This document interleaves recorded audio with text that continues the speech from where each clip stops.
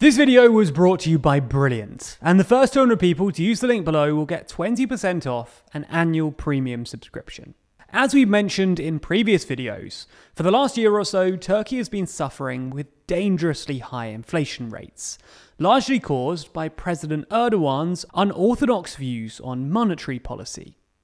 As the war in Ukraine and accompanying supply chain disruption has pushed up prices around the world, Turkey's economic problems have only worsened, and this has forced Erdogan into a pretty tough spot. So in this video, we're going to take a look at Turkey's ongoing economic woes, how and why they've gotten yet worse, and some of the possible geopolitical consequences of such a disaster.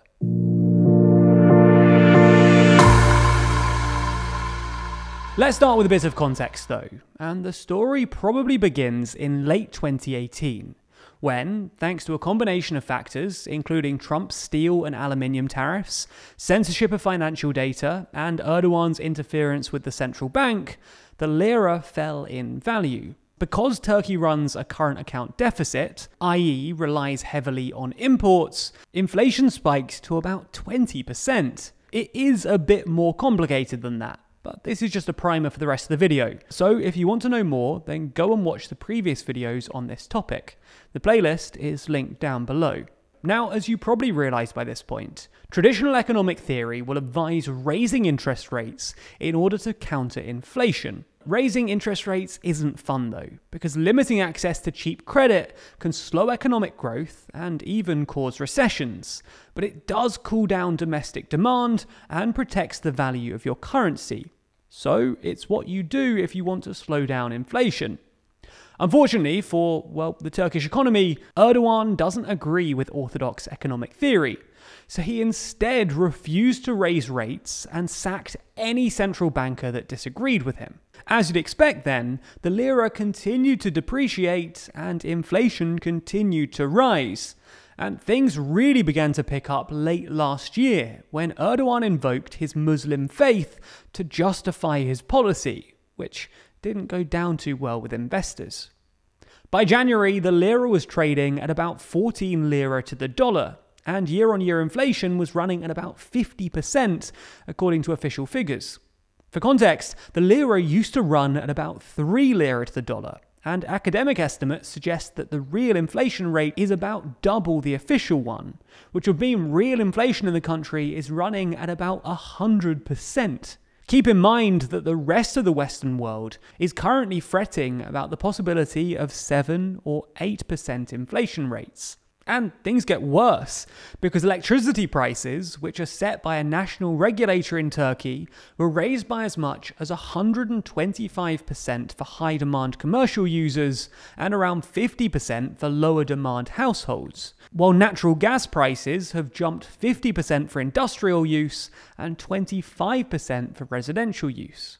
Anyway, these are just some of the harebrained schemes that Erdogan has attempted to try and defend the lira without raising interest rates, with other examples being a very expensive policy involving topping up lira-denominated accounts to try and convince Turkish citizens to hand over their gold, but none of these strategies really worked. Clearly then, Turkey was already in a bad place when 2022 began, and wasn't well prepared for inflation triggered by Putin's invasion of Ukraine.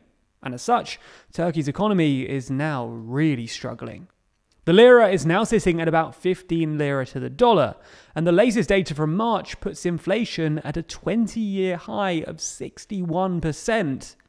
Like most other countries struggling with inflation at the moment, this was driven by sharp increases in the price of food, which is up 70%, and energy, which is up 103%. And Turkey is in a particularly tough spot when it comes to energy, because it has very little domestic production, which has meant that it's had to import nearly all of its oil and gas, which is very difficult and very expensive at the moment. As you might expect, polling suggests that the crisis has made Erdogan much less popular. While Erdogan's AKP party are still the most popular party in the country, their support has waned significantly, and the two main opposition parties, the Republican People's Party and Good Party, are both gaining in the polls. While it's clear that opposition parties are still struggling to capitalise on the crisis, After all, they're 5 points behind Erdogan's AKP party, even despite all of this. History suggests that Erdogan should still be worried. The last time that inflation was this high in the country was March 2002, and it was then that Erdogan's Justice and Development Party swept to power on a platform of sound economic management, something which they clearly haven't delivered on. Anyway, Erdogan is reacting to the crisis by pushing through some questionable policies. In March, he amended Turkey's electoral system to disadvantage multi-party coalitions, which would conversely benefit his ruling AKP party. In just the last few months, he's also raised the minimum wage by 50% and expanded state subsidies to low-income households, which might be popular, but also run the risk of stoking further inflation. So you get the idea. Turkey's economic crisis has been exacerbated by the war in Ukraine, which has in turn done some damage to Erdogan's popularity. Although it's worth saying that his AKP party are still ahead of the pack. What happens next will essentially depend on whether global supply chain disruption eases up. If the war in Ukraine ends and China gets out of lockdown, then inflation should ease up a bit globally. However, if inflation continues to rise around the world, then this could have some serious geopolitical consequences, especially if energy prices continue to rise. As we mentioned earlier, Turkey is a big energy importer. It imports 99% of its natural gas and 93% of its petroleum. And Turkey is also conspicuously reliant on Russia. Russia provides 45% of its natural gas, 40% of its gasoline, and 17% of its oil.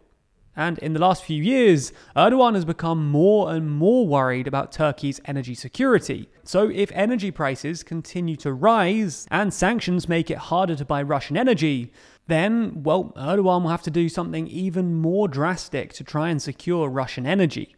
And unfortunately, this will probably involve making controversial maritime claims in the Mediterranean, where Turkey already has two long-running disputes.